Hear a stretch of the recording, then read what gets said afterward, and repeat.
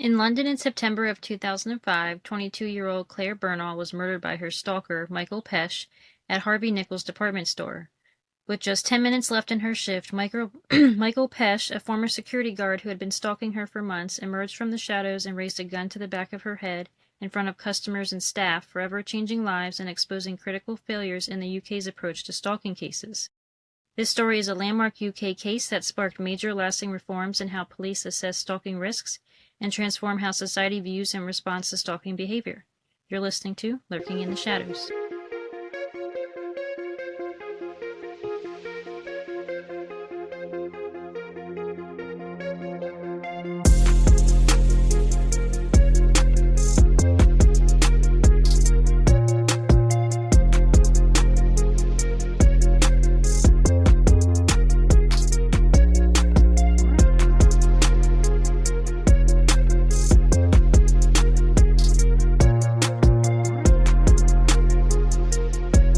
Hello, Shadows. Hello, everybody.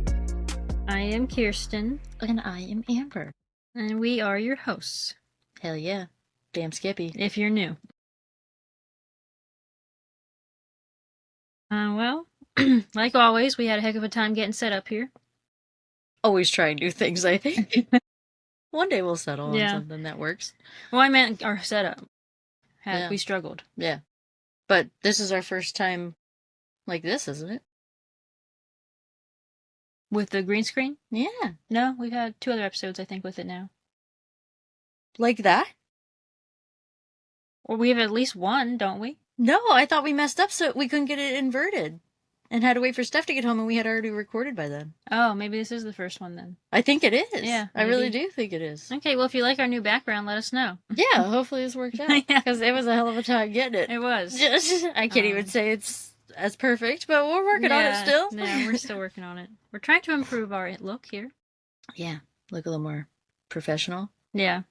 Like a gold dip turd. That works.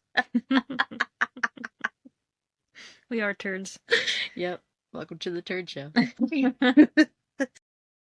And so I think this is our first stalker case we've done. Yeah, and this sounds quite interesting. Yeah. Actually. I know we've discussed doing a stalker true crime in a dime. So if this case intrigues you, yeah, and if you want to hear more stalker type cases, let us know. Yes. It won't be the next true crime in a dime. We already have some plan for that one, but maybe the following. Yeah. Let us know. We're always looking for themes, actually. Yes. Please leave a comment. Yeah. Let us know. All right. So Clare Bernal was born in July of 1983 in Groombridge, United Kingdom, to parents Tricia. It's Patricia, but she goes by Tricia, and Martin Bernal. She grew up in a loving and supportive household. She was very creative from a young age and loved makeup. She would sit for hours practicing putting on makeup in front of a mirror, even as a little girl. From the age of 12, Clare demonstrated an exceptional talent for makeup artistry, and her mom, Tricia, said Clare was much better at it than she was. Her cousin would later recall Clare's impressive portfolio of makeup creations, describing her work as phenomenal. Aww. So she was very talented. This natural gift, combined with her gentle demeanor and genuine passion for helping others feel beautiful, made her the perfect candidate for a job in the beauty industry later on. Clare Bernal attended high school at St. Gregory's Roman Catholic Comprehensive School in Tunbridge Wells. After graduation, she enrolled in West Kent College, choosing to study beauty therapy. When she discovered a job opening for a beauty consultant at Harvey Nichols in London, a luxurious department store known for its high-end clientele, she didn't hesitate to apply. Let's go. High-end. Yeah. Yeah, money. And right out of college, getting a high-end job like that. Hell yeah. Her best friend, Adam Ward, accompanied her on the train journey to London for her interview, where she reviewed her handwritten notes and asked him to quiz her over and over on the train ride, because she really wanted that job. That's awesome.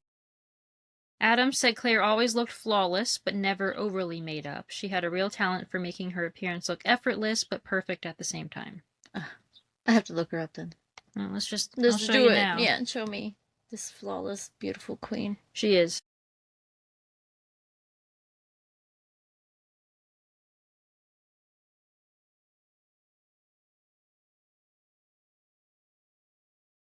My goodness, how beautiful. Mm-hmm.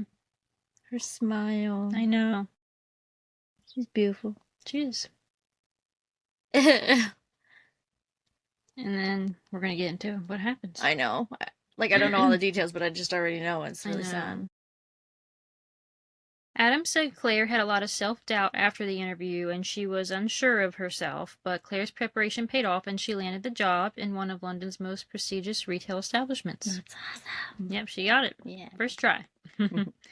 This job opportunity not only gave her the chance to begin her career, but it was also Claire's chance to sort of like, leave home and embrace her independence for the first time. Yeah. She moved to Dulwich Village in southeast London, sharing a flat with 2 other Harvey Nichols employees.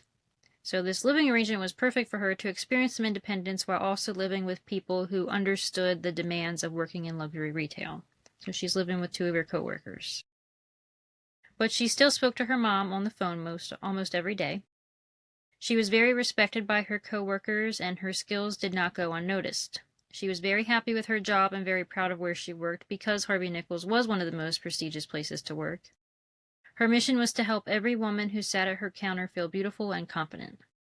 So it's kind of like a department store. Like, do you know, like the Clinique counter, those kinds of things? Yeah, that's kind of what I was picturing, yeah. According to an article written by Crime Desk, Claire was described by those that knew her as a, quote, uniquely gentle soul, someone who never spoke ill of others even when they disappointed her. Her natural beauty was matched by her humility. She remained charmingly unaware of the attention she attracted, maintaining a sweet and unpretentious nature that endeared her to everyone she met, end quote. No. So yeah, she sounds like she was born to just, for one, be in the beauty industry, but also work with customers type of thing. Yeah. She's very good with people and just very nice. Yeah. And that sweet nature would unfortunately attract a dark cloud that would rain down on her chance at a successful life.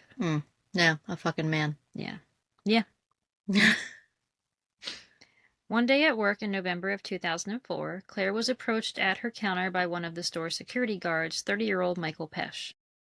Claire had told her cousin that there was a man at work that had casually been pursuing her, but her cousin wasn't surprised because men were always pursuing Claire. He was a good-looking guy and said nice things to her, and she felt very flattered, so she agreed to go out on a date with him in January of 2005, so he had been kind of pursuing her for like 2 months. Her cousin said Claire was very unaware of her beauty and would not even notice heads turn when they would walk down the street together. And her poor cousin was even like, they weren't looking at me. Because I watched on Prime, there's an episode on her on Murdered by My Stalker, that show. Yeah. Her best friend Adam also said she wasn't very confident and would be the last person to realize when a guy was interested in her. So she was just, even though she was very pretty, like, it didn't go to her head. You know what I mean? Yeah. She's just a very humble person. Yeah. Michael Pech had dual citizenship in both the Czech Republic and Slovakia and had once served in the Slovakian army before being discharged. He later found employment as a security guard at the U.S. Embassy, eventually relocating to North London about 2 years prior to this. He started working as a security guard at Harvey Nichols not long before Claire began working there. Pech was older than Claire, because she's 22, he's 30, and going through a divorce. Claire's mom stated it wasn't an ideal situation for her young daughter to be, dating a divorcing man. But Claire was very flattered by Michael's attention, but she wasn't taking it too seriously since they didn't know each other very well yet. But Michael was already head over heels. Soon after their first date, Michael became clingy, possessive, and controlling. This is after one date. Like, she's not your girlfriend because you went on a date. She was your date. One of those, yep. Yes. Right, dig those claws in right away. Like, one date does not make someone your girlfriend. No. Like, fuck out of here. Yeah. He didn't want her to see friends or family and would get jealous easily. Oh, backhand. Like, literally. Claire told her mom she was feeling suffocated, and this was after just one date. Jesus. They did go on 2 more dates, so their dating lasted 3 weeks. Over a period of 3 weeks, they went on 3 dates. Well, I feel bad because she probably felt so pressured into it. She probably did. She probably did not. If she's talking like that after the first one, you can't tell me the next 2 were like, hell yeah, let's go on this date. But Claire was already feeling fed up.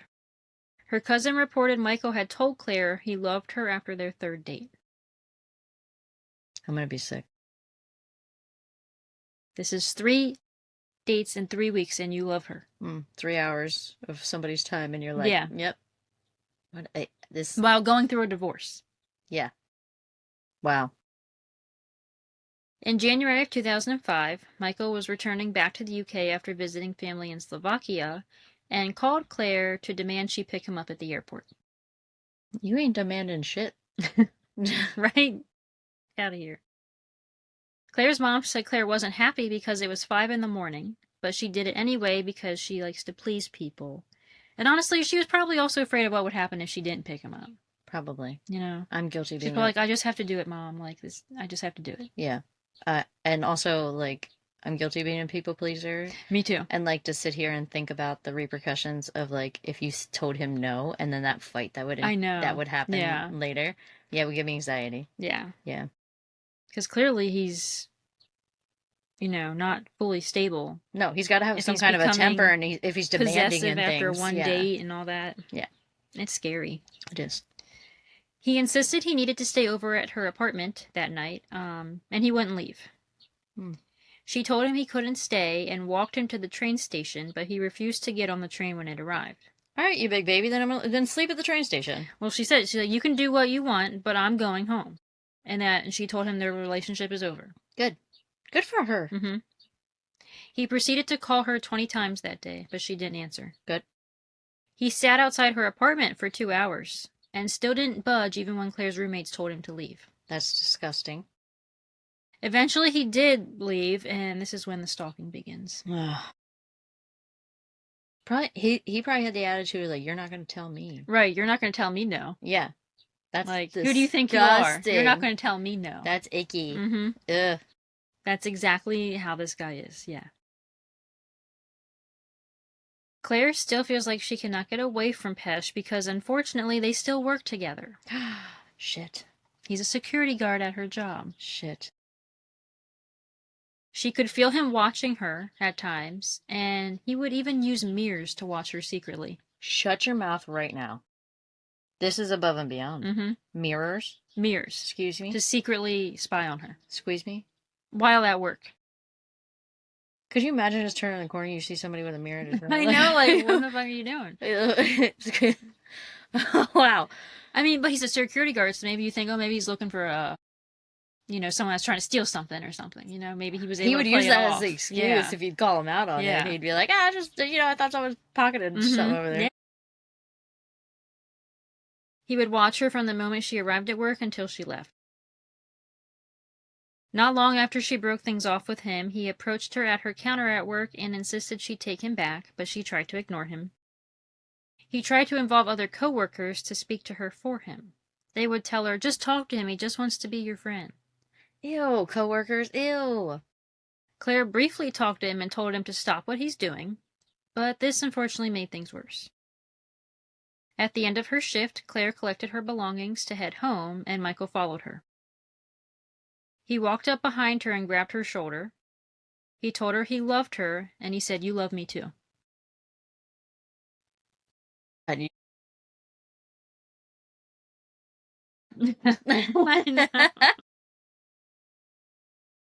Claire told him she does not love him. Good. And he said, yes, you do, you stupid little girl.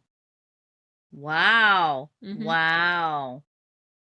I don't know where this guy's perspective is coming from. I don't know either, because I didn't really read a lot of background on, like, previous relationships. Like, I didn't really find anything about that other than he was getting divorced. But, like, was he always like this?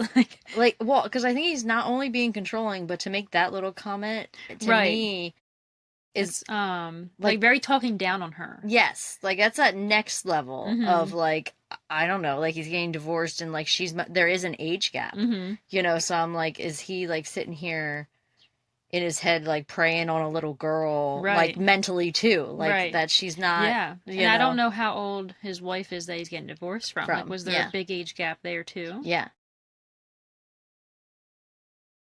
Claire does make it back to her apartment that night without further incident. She was both scared and embarrassed by the situation and the attention, but she didn't feel like she could report him because he didn't physically hurt her. She really only tells her mom and her cousin about Pesh's behavior, and then her roommates knew too. But she didn't even tell her best friend Adam, who went to the interview with her. Oh. She was just embarrassed by it, that she misjudged his character and that kind of thing. Yo, I feel that. Yeah. I mean, yeah, I guess it would be like, man, look, I dated this crazy guy. Like, why did I do that? Type, you know? Yeah. You blame embarrassed yourself. by a mistake that, yeah. Clara begins feeling distracted at work and like she's constantly being watched. She was always afraid he would be outside waiting for her. She began not sleeping well, she was getting eye infections, and she even started getting in trouble at work for being late or not concentrating. Which, that's not her fault. Like, and it's really sad, though, because she's building such a career for herself. And she loves her job. Yes. And this fucktard is this fucking getting in the way canoe, of it. Slime ball McGee over there. Pech began to follow Claire everywhere she went, whether it be work, on the train, or to her home, anywhere. God, he followed her. He gonna follow this fist to his face. No. He gonna follow this foot to his ass. I'm telling you right now. Yeah, Red Foreman. When he would follow her to her apartment, he would just sit outside. It's so creepy and icky. It is. Yes. Like, he has to be there. He has to know what she's doing at all times. Pech then began bombarding her phone with calls and texts professing his love for her. He would text her up to 50 times a day, and in some of the texts he would word it in a way like they were still dating. He's delusional. He is. Hey, Delulu. He would leave voicemails, creating scenarios like fake anniversaries. Oh my God. And one of them said, "If I can't have you, no one will." Oh my God. That's it. That's the time. That's when. Yeah. He just admitted it. Yeah. Like, he's telling her. Like, yeah, that's... Like, this is it. Read it's between me the lines. And you forever. Yeah. It's me or no one. Yeah. Claire changed her phone number, but he still somehow managed to find her new number and continued to harass her. No. That is horrifying. That is. That you literally cannot get away from someone that's stalking you. No matter what. And especially, like, with being such a digital age. Like, someone, he could send you a friend request, and it could just be, like, a fake profile of them trying to stalk you. In that way, too. Yeah. I had an ex do that to me. Ew. Oh, yeah. Created a fake Facebook profile to keep an eye on my new relationship I was in. Yes. That's crazy. People will go fucking... And it was a female. He pretended he was... And he was messaging my boyfriend at the time. Yes. Trying to see if he would cheat on me. Yep. It was fucking crazy. People are fucking crazy. Yeah. On March 30th, 2005, Claire saw Pech at the train station. She began to run down the platform, but he chased after her onto the train and sat directly across from her. Oh my God. So it's like, what do? You're in this public place. Yep, this stuck. Man's just, you're staring right at him. I'm like, I can't even, like, picture this from his standpoint. Like, don't you feel weird that you are pursuing this person who doesn't want to be near you? Yeah. Does not want you. Totally is icked out by you, wants nothing to do with you. Like, how do you just totally disregard that and continue to do it? Because that's, like, his wants and needs outweigh anything else. Yeah. Psycho. It is. Claire told him to leave her alone and that she would report him if he didn't. So he got in her face and said, "If you report me, I'll kill you." I mean, he's already thinking about it at this point. He really is.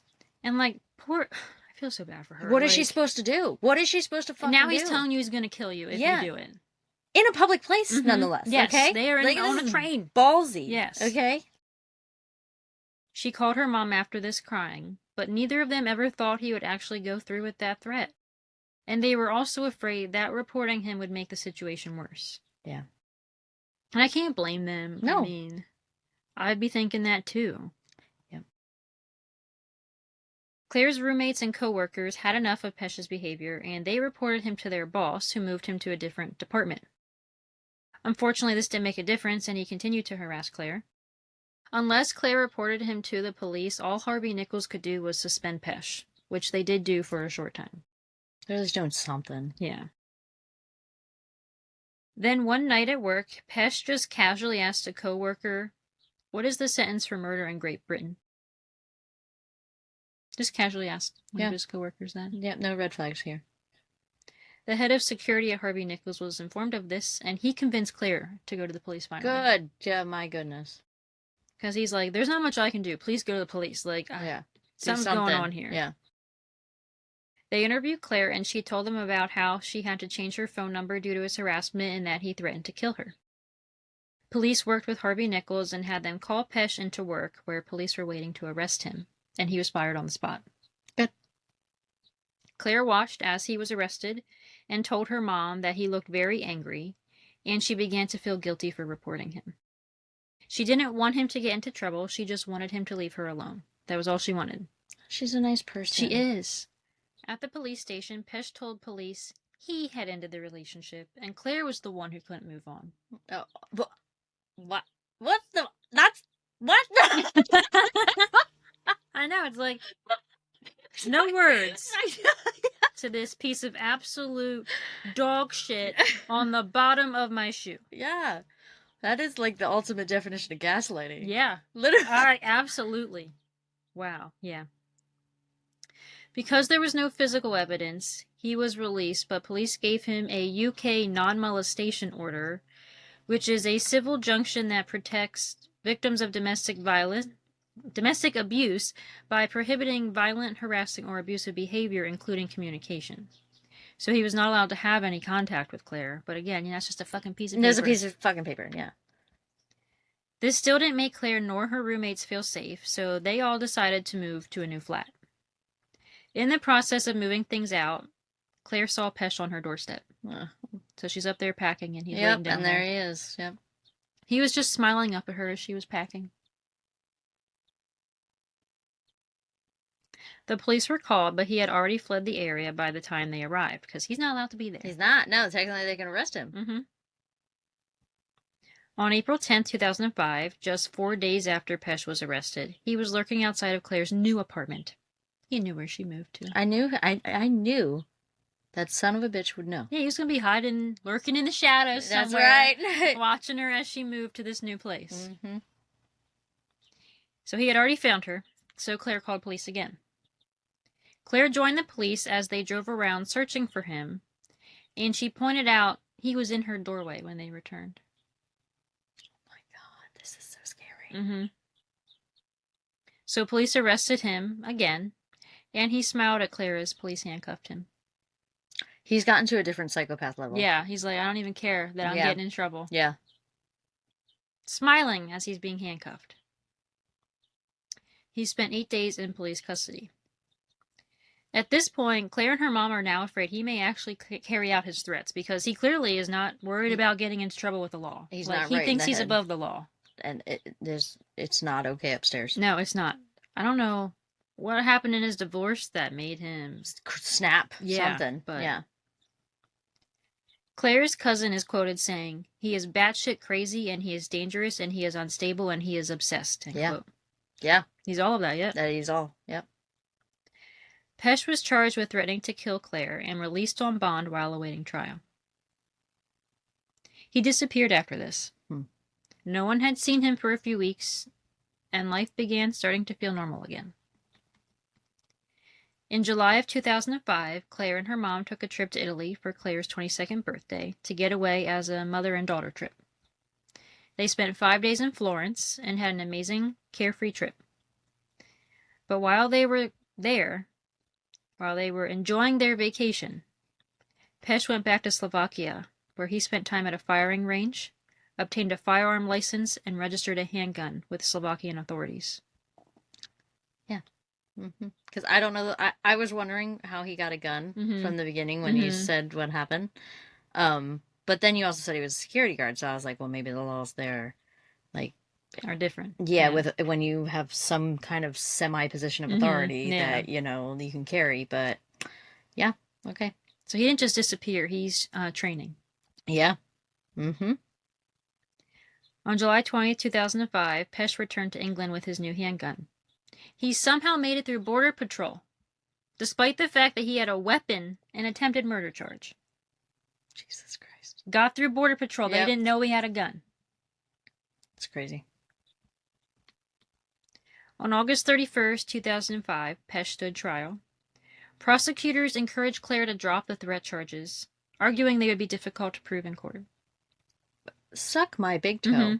Yeah, they were pressuring her to just drop the charges because you can't prove anything. I mean, there's text messages, there's voicemails. Witnesses. But before they even could get very far, Pech changed his plea to guilty at the last minute. So there was no longer a need for a trial, and Claire would now not have to face him in court. Okay. Claire was relieved to hear this and thought the ordeal was finally over. But Pech was allowed to walk free until sentencing. Yeah, that... Like, what the fuck? I know. They should be... People should be held. Because this kind of stuff can happen. Especially for a violent crime. He pled guilty. He said, I did this. Yeah. Why are you letting him go? Yes. On September 13th, 2005, Claire was having a normal day, working the beauty counter at Harvey Nichols. It was around 7:45 p.m. and they closed at 8, so there were only a few customers left in the store before employees would begin closing up. Because of everything that had happened, store security were told to keep a watch out for Pech. Unfortunately, he made his way through a side entrance that evening. A co-worker saw the silhouette of a man, but before even realizing who it was, Pech walked up behind Claire and shot her in the back of the head. She fell down, and he proceeded to shoot her 3 more times in the face. Jesus Christ. While he was high on cocaine. Jesus Christ. This is... Wow. He then fired a shot into the ceiling, horrifying everyone and all the customers inside that were around him before turning the gun on himself. Fucking coward. Wow. That is disgusting. He took that beautiful little human. He did. And Claire sadly died at the scene. As well as that piece of shit. Claire's mom, Tricia, was out with friends that night, celebrating a birthday, and had gotten home around midnight. Around 3 a.m., she heard a loud bang on the door and saw 2 police officers standing at her door. They told her Claire had been shot, and her mom instantly knew it was Pech. I just got chills. Yeah. Of course, who the fuck else would it be? Yep. Pech also died from his self-inflicted gunshot wound, so there was no one to pay for Claire's murder. No, that's it. He closed that book himself. He literally told her, if I can't have you, no one will. Yeah. And he meant it. Oh, but we should drop those charges. Yep. The system meant to protect Claire let her down by letting this man go free more than once. Claire did everything right. She tried to enter a relationship early, she reported to employers, and she called the police twice and filed police reports. But he still got her. Pech violated bail conditions and ignored restraining orders with minimal consequences. And here we are. An inquest into Claire's death was held in 2007 after claims of systemic failures by the police, legal authorities, and British Customs. Clare Bernal's mother also had concerns that the police may have overlooked vital evidence about the state of her daughter's killer, or state of mind of her daughter's killer, and the authorities have been negligent in failing to stop him from importing a handgun. I still don't understand how that happened. Yeah. Strangely, Clare Bernal's father, who was divorced from Claire's mom, disputed Tricia's claims, saying he did not believe there was anything more the authorities could have done to prevent Pech from walking into that store and killing his daughter.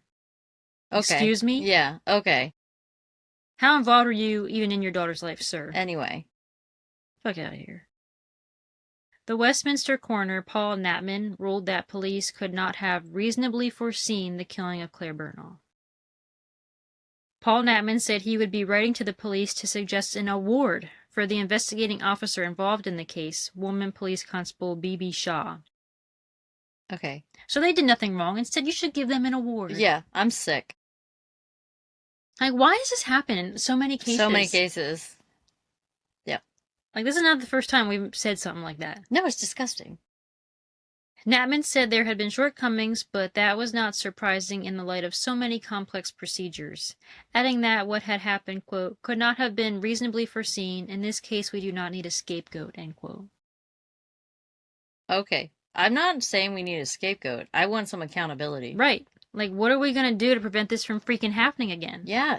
Because the damage is done. Yeah. And somebody done fucked up. And the police didn't do enough. Exactly. They didn't hold him when they should have. They just kept releasing him. Tricia began looking into other stalking cases and realized she was not alone. She began communicating with 2 other mothers who also lost their daughters to stalking. Oh, so sad. They started the charity Protection Against Stalking to raise awareness of the dangers of stalking and be involved in training. They also launched the Family Justice Center, a group dedicated to supporting survivors and lobbying for reform. They lobbied to the Prime Minister at the time and told their stories. It paid off because in 2012, after years of campaigning, stalking was officially classified as a criminal offense in the UK. Good. Took until 2012. Yeah, that's disgusting. We were graduating. Yep. Trisha's biggest advice if you find yourself in a similar situation is to always report it to police. So I'm going to go into, well, that's the horrible story of Clare Bernal. It's terrible. Yeah. I'm really sad. Like, stalking's terrifying. That is really scary because she fucking died for somebody who she literally probably couldn't give a fucking lick about. Like, literally went on 3 dates with him. Like, it's not like they dated for 3 years. Nope. 3 dates. She probably didn't even care when that man's birthday was. No. Didn't care. Nothing. They were not even boyfriend and girlfriend. Nope. And then he did that to her. Took her. Yeah. And she spent the last year of her life terrified. Yeah. Not able to sleep. Selfish ass. Yeah, piece of fucking shit. Rest in distress, you dumbass, hoe-ass bitch. Yeah. So what is stalking? While legal definitions of stalking vary between jurisdictions, a good working definition of stalking is a pattern of behavior directed at a specific person that would cause a reasonable person to fear for their safety or the safety of others, or suffer substantial emotional distress.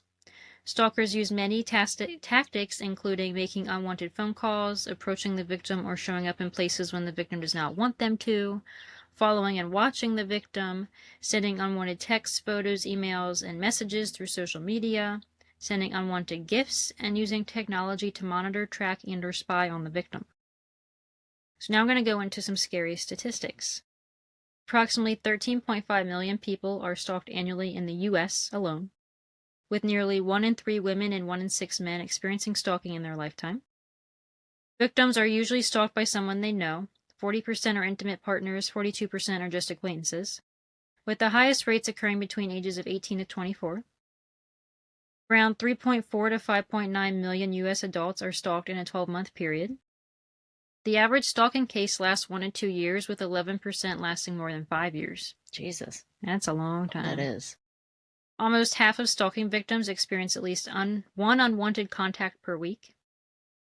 69% of female and 80% of male stalking victims were threatened with physical harm. 46% of stalking victims fear not knowing what will happen next. 29% of stalking victims fear it will never stop. 1 in 8 employed stalking victims lose time from work as a result of their victimization, and more than half lose 5 days of work or more. 1 in 7 stalking victims move as a result of their victimization. Stalking victims suffer much higher rates of depression, anxiety, insomnia, and social dysfunction than people in the general population. 2 out of 3 stalkers pursue their victims at least once per week, many daily, using more than one method. 78% of stalkers use more than one tactic. Weapons are used to harm or threaten victims in 1 out of 5 cases. Almost 1 in 3 stalkers have stalked before. So there's a pattern there. Intimate partner stalkers are the most likely stalkers to approach, threaten, and harm their victims. Stalking is a crime under the law of the 50 states, District of Columbia, U.S. territories, and federal government, but fewer than 1/3 of states classify stalking as a felony in all circumstances, including on the first offense.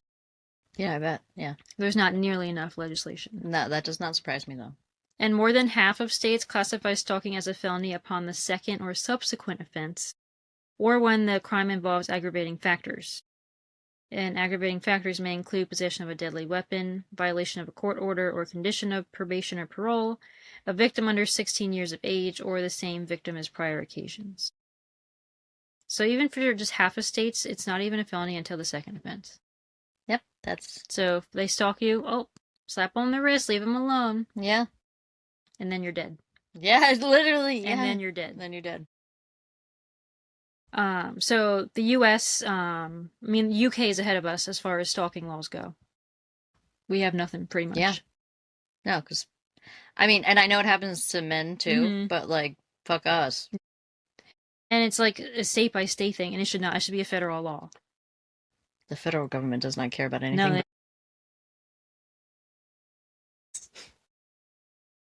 No, that is disgustingly true. Something very disappointing I also learned in my research is there is no set national helpline for stalking. Like, for suicide, there's the 988 number. There's nothing for stalking. There is a Stalking Prevention Awareness and Resource Center known as SPARK, but their website says, quote, SPARK does not directly work with stalking victims. If you are a victim or survivor of stalking, we recommend connecting with a local victim service provider who can help you plan for your safety, discuss legal options, and connect you with additional services, end quote. That is on the Stalking Prevention Awareness and Resource Center website. That's disgusting. They treat this as if, like, and I'm not saying this is bad, like, no bad against this, but they treat it like it's AA. Like, oh, just find your local help for your problem you have. Yeah, call the police, good luck. Yeah, really. Jesus. The Office for Victims of Crime website says, quote, if you need help locating a victim service provider in your area, contact the VictimConnect Helpline by phone or text at 855-484-2846. So I'll put that phone number in our show notes. It seems like they can help you find services in your area. But if you're a victim of stalking, the best thing to do is to contact your local police. Yeah, the non-emergency number. Yeah, which is very unfortunate. That is. And if you are struggling with anything like that, please don't hesitate. Yeah, like, as you can see, like, there's a high chance it will escalate, so please, like, get yourself help to help you out of, like, a situation like that. Yeah, because I can't imagine, like, even she was embarrassed. Yeah, she was embarrassed. And don't be embarrassed. Who the fuck cares what happens to that person? Yeah, fuck them. Tattle on them. Fuck that hoe. Report them. Yeah, they ain't shit. Yeah, if they're gonna do something like that, they're not worth anybody's time. We need them locked up and out. Stop tiptoeing around everybody else's feelings. That's what I tell people all the time at work and stuff. Stop tiptoeing around everybody else's feelings. And like Crime Junkie says, be weird, be rude, stay alive. Yeah. Doesn't matter if if they see you're being mean or something, just do it. Yeah. Fuck them. Report them. They're making you feel uncomfortable. Mm-hmm. Yeah, make them feel uncomfortable. Yeah. So that is our little case on stalking. Yeah. It's scary stuff. Scary, creepy, disgusting stuff. Mm-hmm. Yeah. It's kind of a little change up for us, though. It is, we haven't. We haven't done one yet. Yeah, if you would like us to cover some more stalking cases, let us know. Yeah, or if you have any case like that, any suggestions. Yeah.